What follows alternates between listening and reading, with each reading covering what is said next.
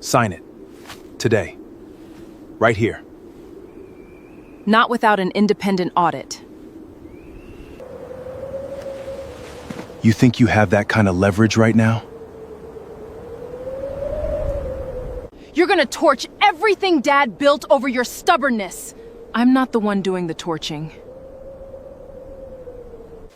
Last chance. Mom. And your keys. If you come back, you destroy this family. My mother's last words on that mountain were meant as a warning. What she didn't understand, standing there with her back already turned, was that I had no intention of returning the same woman they had left behind. 3 years is a long time to disappear. It is also a long time to build something no one sees coming. She meant those words as a threat. What she never asked was what it would mean if I actually did. If this kind of story is what you come here for, subscribe and hit the notification bell. We put out a new one every single week, and you don't want to miss where this one goes. My father built Holloway Mountain Equipment the way most men of his generation built things slowly, with his hands and without asking for permission. He started with a single warehouse on the edge of Cedar Hollow, Colorado, a town that existed mostly because the mountains around it had copper in them. The companies that came to extract that copper needed equipment. Arthur Holloway made sure they came to him. By the time I was born, the company had 3 warehouses, a fleet of service vehicles, and enough contracts to put my siblings through college without the family ever losing a night of sleep over money. My father wasn't a complicated man. He believed in showing up and doing the work right the first time. I came back to help him 8 years before he died. I had offers from 2 firms in Denver and 1 in Chicago, all of them better on paper than returning to Cedar Hollow to work alongside a man who still kept his invoices in a paper binder. But my father had built something real, and I understood something about it that he didn't. The business was healthy, but it was fragile in the way that anything built entirely around one person's judgment tends to be. He knew every customer by name and handled every major contract personally. If he was ever gone, there would be nothing holding the structure together except loyalty and habit, and neither of those survives very long in the industrial equipment sector. So I came home. I spent the first year just learning the operation from the inside, every supplier relationship, every customer contract, every clause in every service agreement. What I found was a business that had been running on goodwill for longer than it should have. My father charged less than he should have, trusted more than he should have, and had never once renegotiated a supplier rate in 12 years. I didn't change any of that overnight. I started small, built the systems gradually, and let the results make the argument for me. Within 6 years, revenue had nearly tripled. We had new enterprise clients, a restructured logistics division, and supplier agreements that actually reflected what the market was doing. My father was proud in the quiet way. He was proud of everything. He never said it directly, but he stopped questioning my decisions somewhere around year 3. My brother Curtis noticed the growth too. He just drew a different conclusion from it. Curtis had always assumed that the company would eventually pass to him, not because he had done anything particular to earn it, but because he was the oldest son, and in his mind, that logic was self-evident. He had worked at Holloway Mountain Equipment since he was 22, mostly in operations and account management, and he was competent in the narrow way that people are competent when they've never had to compete for anything. He could run a meeting and charm a client over dinner. What he couldn't do was read a balance sheet with any real precision, and he had no instinct for the structural decisions that kept the business growing. He knew this about himself, though he would never have said so out loud. I think what he felt toward me was something he had learned to call concern for the family, but which was, underneath, just the ordinary fear of someone who could see what he was not. My sister Denise handled the company's finances and had for years. She was sharp and controlled and always had an explanation ready for any number that needed explaining. My father trusted her completely. I trusted her less the longer I watched her work, though I couldn't point to anything specific for a long time. There was just a quality to the way she presented information, a smoothness that always moved slightly faster than the data could justify. Our Uncle Wade managed warehouse operations and logistics. He had been with the company since before I was born and treated his position as a kind of inherited right. He sourced vendors, managed contracts with shipping and hauling companies, and knew the physical side of the operation better than anyone. He was also the kind of man who had always found ways to make sure his own interests lined up with his professional decisions, and who had learned how to do it in ways that were difficult to trace.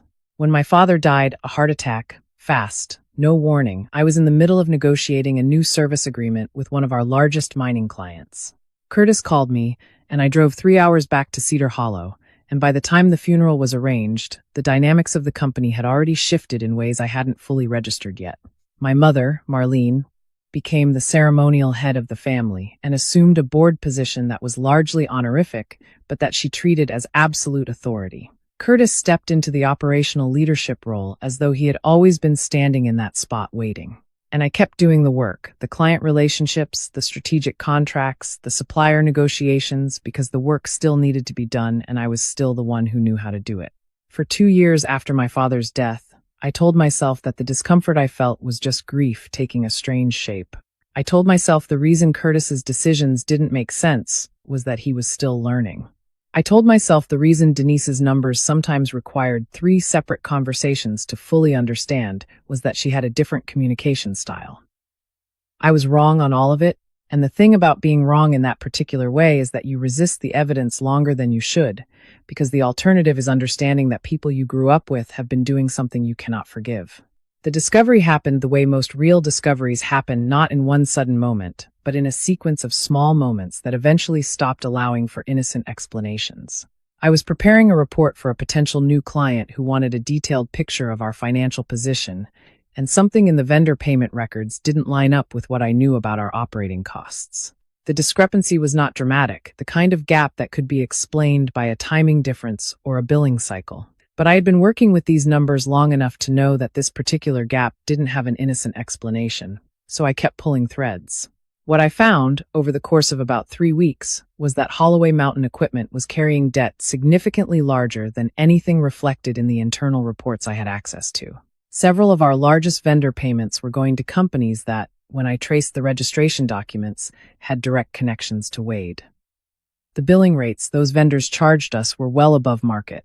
Denise had routed the payments through a sub-account structure that made them appear as routine operational expenses, which meant they had passed through every internal review without triggering any flags. Curtis had known. He had not only known he had been using the distorted financials to justify a plan to take out a new secured loan against our main production facility, which would have generated a significant cash infusion that would have masked the drain for at least another 2 years. For the loan to be approved, the bank required signatures from all major shareholders.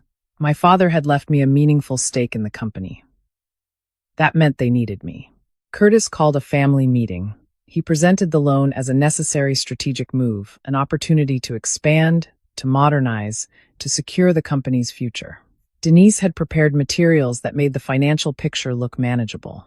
Wade sat at the end of the table and said almost nothing, which was how he usually operated when something important was being decided. My mother sat at the head of the table in the chair my father used to occupy and watched me the way she always watched me when she expected me to comply. I told them I wouldn't sign. Not yet. Not without an independent audit of the company's full financial position before any new debt was added to the structure. I said it as plainly as I could, without accusation, because I still did not want to say out loud what I believed I had found. I told them that if the company was in the condition they were describing, an audit would only confirm it, and the loan would go through without any complications. The room went very still. Curtis said I was trying to take control of something that had never been mine to control.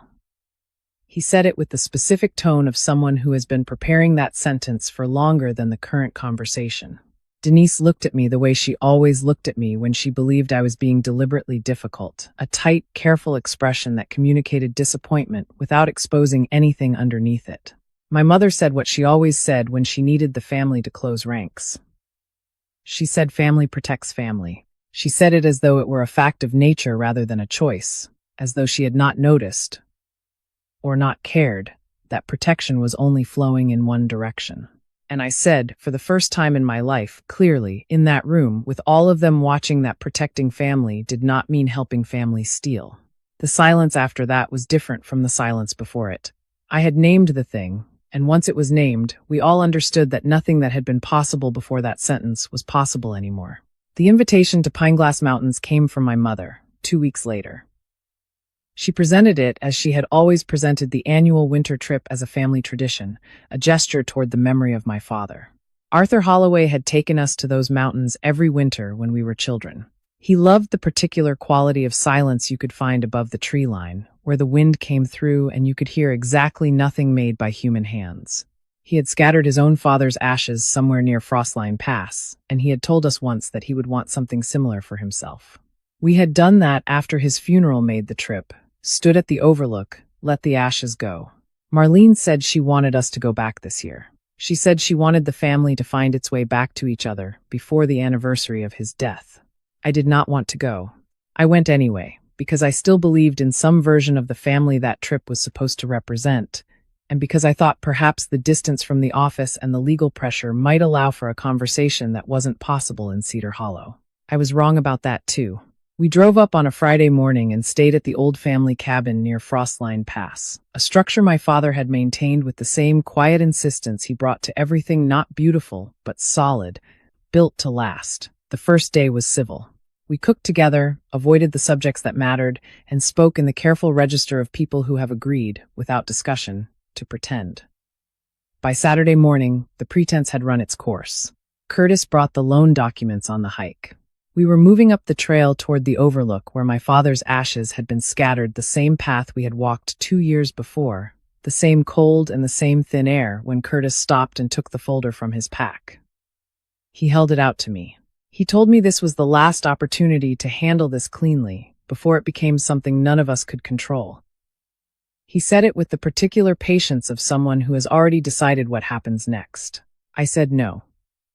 I said that when I returned to Cedar Hollow, I was going to contact an independent auditor and a corporate attorney, and that whatever the audit found would determine what happened to the loan application and to my continued involvement with the company. I said it knowing exactly what it meant. I think I believed, even at that moment, that there were lines they would not cross. I had known these people my entire life. I had sat at dinner tables with them and attended their children's birthdays and built my professional career around a company that bore their name. You do not easily arrive at the understanding that people you love are capable of doing what they did next. When I moved to leave the trail, I lost my footing on a section of icy rock. My ankle turned badly, and I went down hard. The pain was immediate and serious enough that I couldn't put weight on the foot. I reached for a handhold to pull myself up, and I looked to Curtis, because he was closest. He reached for my pack instead. He pulled it off my shoulder, not roughly, but with a kind of deliberate calm that was worse than roughness, and set it to the side. Denise was already reaching for the pocket of my jacket where she had seen me put my phone that morning. She took it without saying anything. Wade had been standing slightly apart on the trail, and he stepped forward now and picked up my keys from where they had fallen from the pack. I told myself they were making a point. I told myself this was a demonstration, a form of pressure, a moment designed to show me how isolated I was and how completely I depended on their cooperation to get off that mountain safely. I told myself this because the alternative, the thing that was actually happening, was not something I was ready to understand. They turned and started back down the trail. I called after them. I called after Curtis first, then Denise, then Wade, and none of them slowed. My mother had been standing perhaps 10 feet behind me for the whole conversation, and I turned to her with the specific desperation of someone who still believes one person in the room has a limit. I asked her to call for help. I asked her to wait. I told her my ankle was badly injured and the temperature was dropping and there was weather coming in from the northwest. I could see it in the way the sky had changed over the past hour. I asked her not to leave me there. She stood still for a moment. She looked at me in a way I had never seen her look at me before, not unkind, exactly, but settled, as though she had already completed the necessary internal work, and what remained was only the physical act of leaving. She said that if I came back, I would destroy the family. Then she turned and followed the others down the mountain. I understood then, with the kind of clarity that only arrives when every other interpretation has been exhausted, that this was not a demonstration. They were not making a point. They believed that the cold and the dark and the distance from the nearest road would solve the problem I had become. They had stood there and calculated that outcome and decided it was acceptable, and then they had walked away. The storm arrived faster than I expected. I had no phone, no pack, no way to put real weight on my left foot, and the temperature was dropping in the specific way it drops at altitude when the wind changes, not gradually, but in sudden steps, each one colder than the last. I moved the only way I could, down and off the exposed trail, into the cover of the terrain below the pass. It took me hours to find the old forestry station, a structure I remembered from a hike years earlier, abandoned, but with walls and a roof and enough shelter to keep the worst of the wind off. I stayed there for what I later calculated was nearly 2 days. When the geological survey team found me, I was in a state of severe hypothermia and could not stand without help. They called an ambulance and stayed with me until it arrived. The police contacted my family. Curtis told them I had become upset during the hike, had argued with the group, and had walked away on my own. He said they had searched for me and couldn't find me, and had eventually assumed I had found my own way down and decided to leave separately. There were no cameras on that trail. There were no independent witnesses. There was nothing that would allow a prosecutor to prove that what had happened was what had happened. I spent 4 days in the hospital. My ankle required surgery. My core temperature had dropped low enough to cause real concern in the first 24 hours. On the 4th day, I checked myself out and drove to a hotel in a town I had never been to and sat on the bed for a long time. I thought about going to the police with my own account. I thought about hiring an attorney and challenging the company's financial records in court. I thought about returning to Cedar Hollow and confronting each of them individually with everything I knew and watching them explain it. But I had been on that mountain. I had called after my mother and watched her walk away. I understood, clearly and without the possibility of revision, what my family was willing to do to protect what they had built. And I understood something else, that going back to Holloway Mountain Equipment to reclaim my position there was not what I wanted. What I wanted was something they had not thought to defend against, because it required more patience and more precision than anything they had ever tried to build themselves. I didn't want to reclaim my place in their company. I wanted to own it. I drove out of Colorado on a Tuesday morning in November with 2 bags, a laptop, and enough cash to cover 3 months of living expenses if I was careful about it. I didn't tell anyone where I was going. I didn't file a forwarding address. I had a friend from graduate school who had offered me her spare room in Briarstone, Oregon, for as long as I needed it, and that was the only plan I had, which was, at the time, more than enough. The first thing I did when I arrived was sleep for 2 days. The second thing I did was sit down and write out, in as much detail as I could reconstruct from memory, everything I had found in the Holloway Mountain Equipment financial records before I lost access to them. I wrote it longhand in a legal pad because I didn't trust any device I had used while I was still inside the company. I wanted a record. I wanted to understand exactly what I was working with and exactly what had been done. Then I set the legal pad aside and started building something new. Ironleaf Procurement Group began as a single-room operation with 2 people, myself and a logistics analyst named Marcus Webb, who had worked under me at Holloway Mountain Equipment for 4 years and who had followed me to Oregon without asking for an explanation beyond the one I was willing to give, which was that the situation at Holloway had become untenable and that if he was willing to take the risk of starting over with me, I believed we could build something worth the effort. He said yes before I finished the sentence. The 3rd desk in the room sat empty for 7 months before we could afford to fill it. What Ironleaf did, in those early months, was the same work I had always done, only without the institutional name behind it. We helped mid-sized companies untangle their supply chains, reduce vendor costs, renegotiate contracts that had been allowed to drift above market rate, and in several cases, restructure their procurement operations well enough to avoid insolvency. I had no reputation in Oregon that meant anything to anyone. I had a track record that existed inside a company whose name I could reference, but whose internal workings I could not fully discuss. What I had, in practical terms, was the ability to walk into a room, look at a company's numbers, and see the problem faster than anyone else in the room could see it. That turned out to be enough to get the first client. The first client's results were enough to get the second. The second led to 2 more within 6 months. Reputation in the procurement industry is slow to build and very difficult to fake. A company either produces savings that appear on the balance sheet or it doesn't. A renegotiated supplier contract either holds or it collapses at the first friction point. There is no version of that work where good presentation substitutes for actual competence, which is why I had always been comfortable in it. By the end of the first year, Ironleaf had 6 active clients and a small team. By the end of the second year, we had moved into a proper office, added 3 more staff, and taken on our first enterprise-level contract, a regional construction company that needed its entire materials sourcing operation restructured ahead of a major expansion. That single contract generated more revenue than everything we had billed in our first 12 months combined. I did not spend those 2 years thinking about Holloway Mountain equipment with any regularity. That is not entirely true. There were evenings when I thought about it more than I wanted to, and there were moments in client meetings where something in the numbers would briefly remind me of a pattern I had seen in Denise's reports, and I would have to redirect my attention with some effort. But I had made a deliberate decision not to monitor the company. I had walked away from that situation for a reason, and revisiting it, even passively, was a way of refusing to let it go. So I let it go, or I tried to, and I focused on building the thing in front of me. It was Grant Bellamy who brought Holloway Mountain equipment back into my line of sight. Grant had been my corporate attorney since Ironleaf's second year, a quiet, precise man who had learned, over time, not to waste words in my presence because I would simply wait him out until he arrived at the point. He called me on a Wednesday afternoon and asked if I had half an hour. I said yes, and he came to the office with a folder, which he set on my desk without preamble.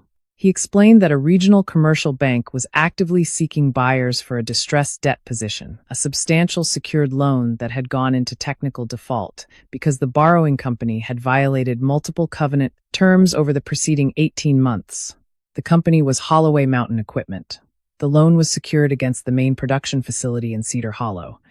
Without a capital injection from a new source, the company would lose control of its primary asset within a matter of months, and once that happened, reorganization under bankruptcy protection was the most likely outcome. I looked at the folder for a long time. I didn't open it immediately. I was aware of what I was feeling, and I was aware that what I was feeling was not a useful guide to what I should do. So I kept the folder closed and asked Grant how he had come across this. He told me the bank had approached a boutique investment advisory firm he had a relationship with, looking for qualified buyers who understood the industrial equipment sector. Grant had flagged it because he knew my history enough of it anyway, and because he believed, from a purely financial standpoint, that the underlying business had real recoverable value beneath what its current management had done to the balance sheet. I asked him to give me a week before we discussed it further. Then I opened the folder. What the audit showed the one Grant commissioned through a third party before I put any money toward the position was exactly what I had expected, and something I hadn't quite anticipated. The expected part, the company was in genuinely serious trouble. Curtis had taken on debt at a pace that made sense only if you assumed the revenue growth I had built would continue indefinitely, which it had not, because the clients who had driven that growth had started leaving within 8 months of my departure. The production facility was undermaintained. Key supplier relationships had deteriorated. 2 of the enterprise accounts I had personally secured had taken their contracts to competitors. The financials were a record of what happens when a business runs on inertia rather than management. The part I hadn't fully anticipated, the bones of the company were still solid. The technical team my father had built over 30 years was largely still intact. The equipment inventory, though poorly managed, retained significant market value. The regional supplier network, the relationships with haulers, manufacturers, and specialty vendors that made Holloway Mountain equipment useful to its clients still existed, because those relationships were structural, built into geography and contract history, in ways that didn't disappear simply because Curtis had stopped tending to them. What I was looking at was a company that had been damaged by its leadership, not by its market. That was a different kind of problem, and a much more solvable one. I told Grant I wanted to proceed, and I told him how. We established a holding company at a distance from Ironleaf, structured carefully, with multiple intermediary layers, all of it legally sound, none of it designed to obscure anything from regulatory scrutiny, but organized in a way that would not immediately reveal the identity of the ultimate beneficial owner to anyone conducting a routine search. I was not willing to do anything that couldn't be defended in a courtroom. What I wanted was enough time to complete the acquisition before Curtis or Denise or Wade realized who was on the other side of it, because if they knew, they would find a way to complicate the transaction. Through the holding structure, we purchased the distressed debt position from the bank at a price meaningfully below its stated value. The bank accepted because the alternative was a protracted default process with an uncertain recovery. We then approached two minority shareholders who had taken small equity positions in Holloway Mountain Equipment years earlier, men who had known my father and who had watched, with visible frustration, as the company's performance deteriorated under Curtis and purchased their stakes at a fair price. They agreed without much persuasion. By the time all of that was complete, the holding company controlled enough of the company's debt and equity to determine the outcome of any restructuring process. The family was not aware of any of this. They knew a corporate investor had taken an interest in the debt. They assumed, as people who have never built anything from scratch tend to assume, that the investor was a distant institution primarily concerned with return on capital and not with the specific internal history of the borrowing company. It was during the due diligence process, 3 weeks into the acquisition work, that I found the second layer of what my family had done. I was reviewing archived communications and internal records that the holding company had obtained as part of the debt purchase documents that included historical correspondence about client relationships and operational decisions. I found that after the night on Pineglass Mountains, after my extended disappearance and subsequent failure to return to the company, Curtis had communicated to several key clients and partners that I had experienced a serious mental health crisis and had left the company abruptly without warning. He had done this not to explain my absence, which could have been done simply, but to preemptively discredit any account I might later give of events at Holloway Mountain Equipment. He had told people I had been unstable, that my judgment had become unreliable in the months before I left, that the company was better positioned now that things had stabilized. Beyond that, I found records showing that Curtis had taken personal credit for 3 major client contracts that I had negotiated and managed before my departure. In internal presentations and at least 2 external industry events, he had described those contracts as outcomes of his own leadership initiatives. And I found something more deliberate than either of those things. Denise had reclassified a series of expense entries costs associated with the vendor fraud scheme she and Wade had been running and had recorded them as originating from my former division. The entries were dated to periods when I was still nominally part of the company, designed to look to anyone reviewing the historical record as though the financial irregularities had originated in the division I ran rather than in the ones that Curtis and Denise controlled. They had not simply left me on a mountain and hoped I wouldn't come back. They had spent the months after the mountain making sure that if I did come back, no one would believe me.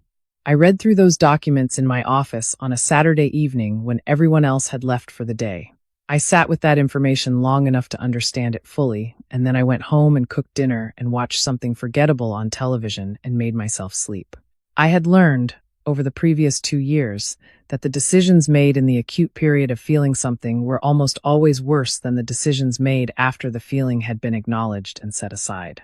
I knew what I was going to do. I was going to do it correctly, not quickly. Curtis had not been passive during this period. He understood that a significant creditor had taken a position in the company, and his instinct, which was the instinct of someone who had spent his career treating corporate problems as political problems, to be managed rather than operational problems, to be solved, was to go around it. He spent several weeks pursuing alternative capital sources.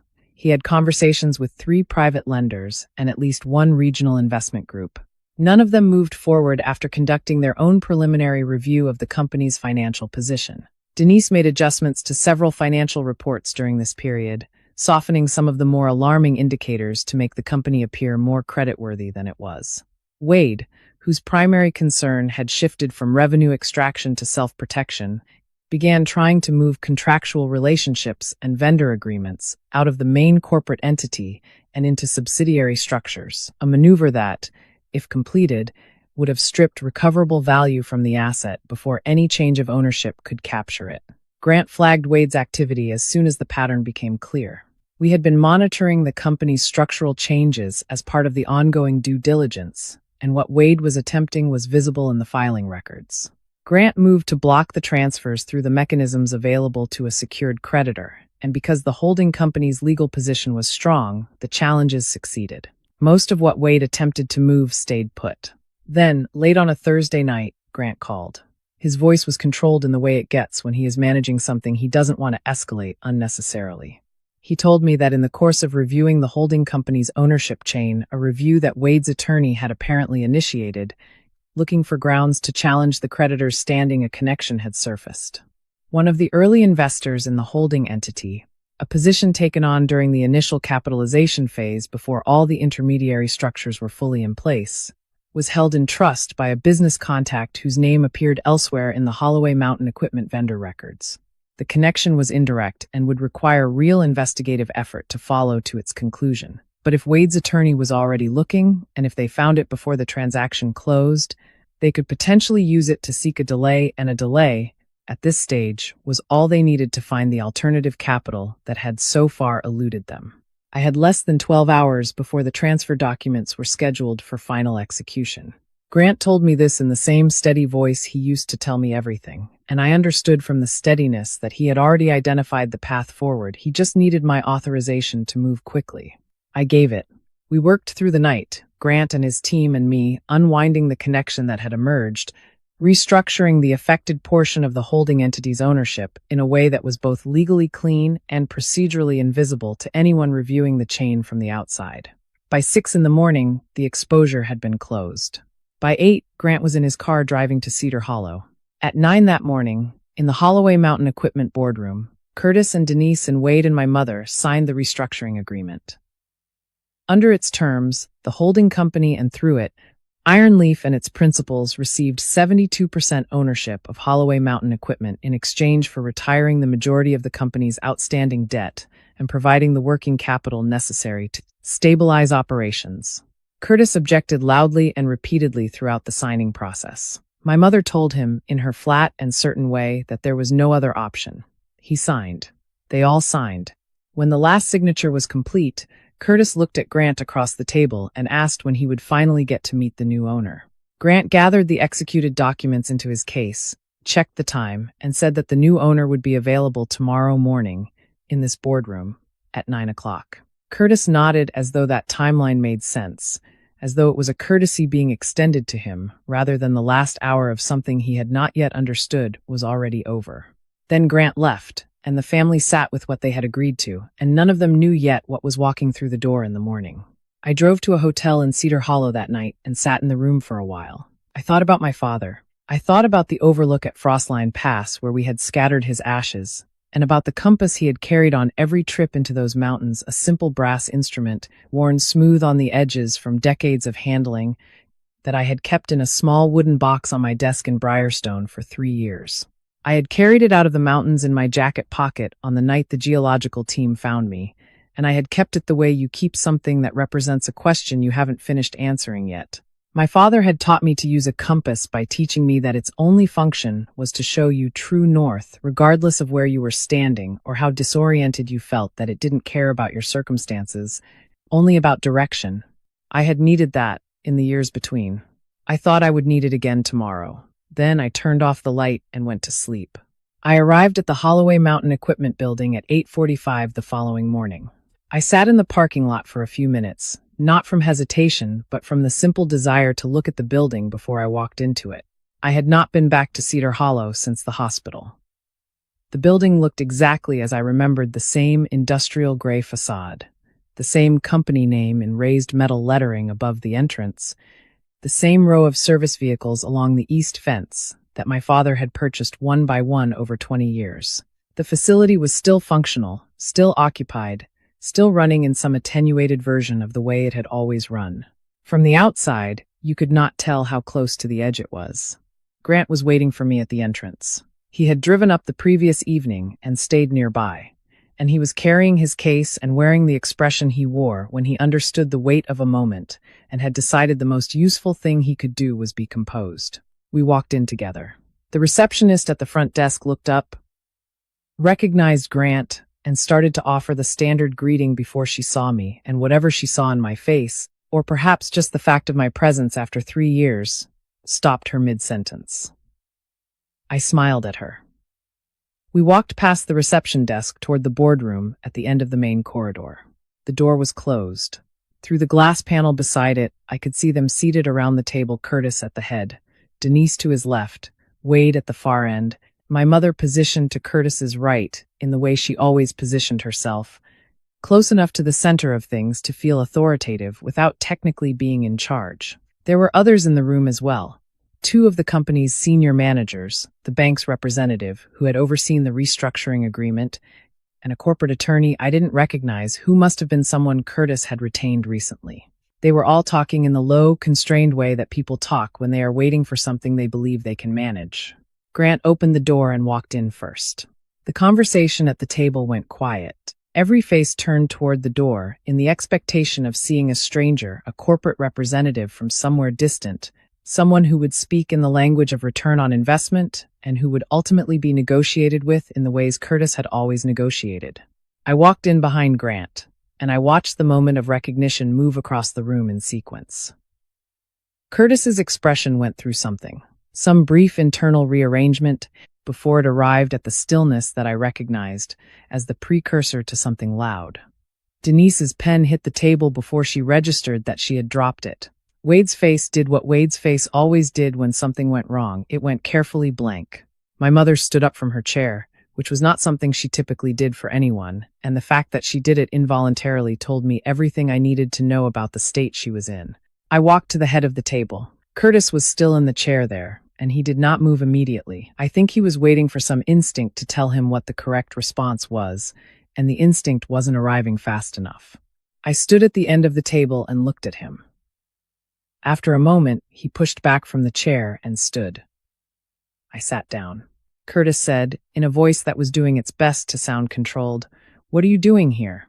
Grant set his case on the table, opened it, and took out the primary documentation. He explained, in the clear and organized way he explained everything that Ironleaf Procurement Group and its associated holding entities had, through a series of legally executed transactions completed over the preceding months, acquired 72% of Holloway Mountain Equipment through the purchase of the company's primary distressed debt position and the acquisition of outstanding equity from two minority shareholders. The beneficial owner of the controlling interest was me.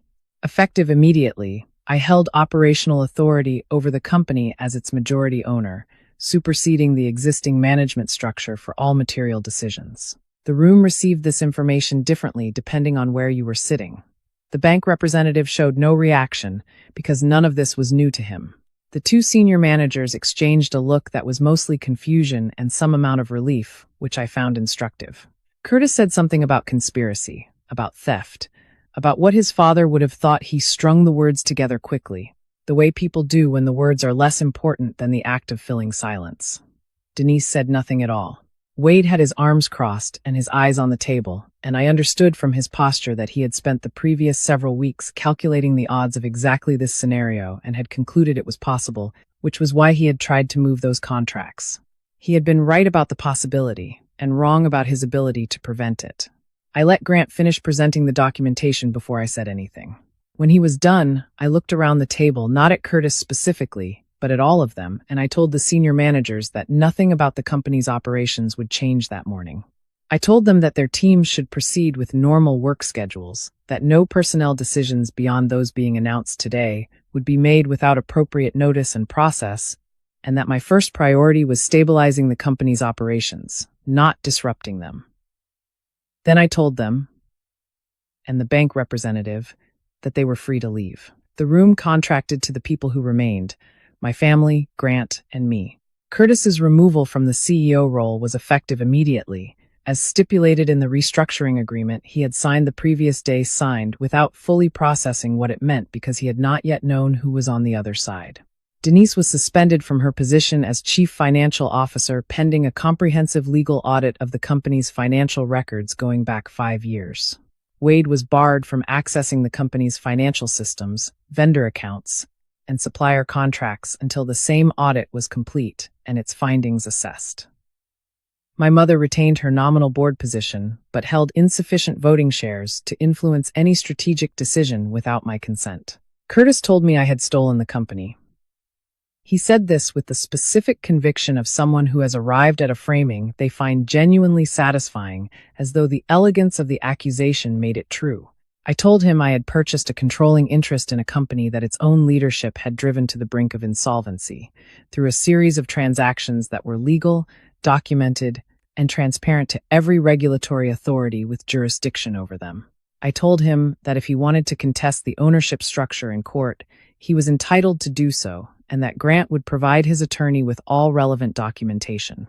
I said all of this without raising my voice, because there was no version of this conversation in which volume would have been productive, and because I had spent 3 years understanding that composure was not the absence of feeling, it was the decision to not let feeling determine outcome. The meeting ended when Curtis stood and walked out, followed by Wade.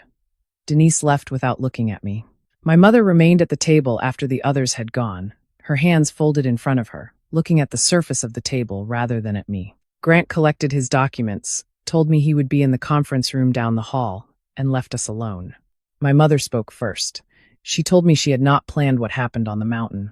She said that carefully, not that it hadn't happened, not that the outcome had been an accident, but that she had not planned it.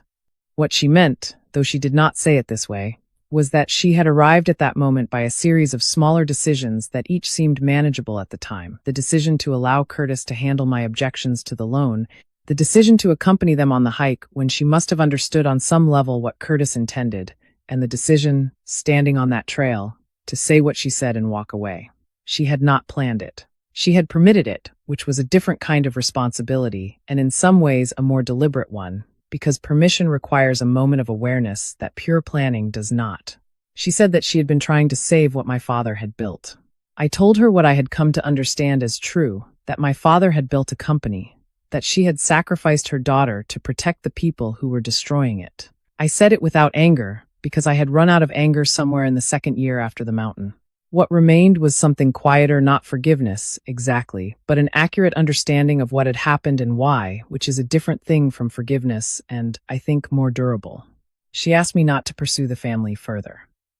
She meant legally, criminally, she meant the audit, the documentation, the files that Grant was already preparing to share with the appropriate authorities. I told her that what the audit found would go where it was supposed to go, because I was not willing to do for her now what I had been asked to do 3 years ago, protect the people responsible from the consequences of what they had chosen. I was not in this room to punish her. I was also not in this room to protect her.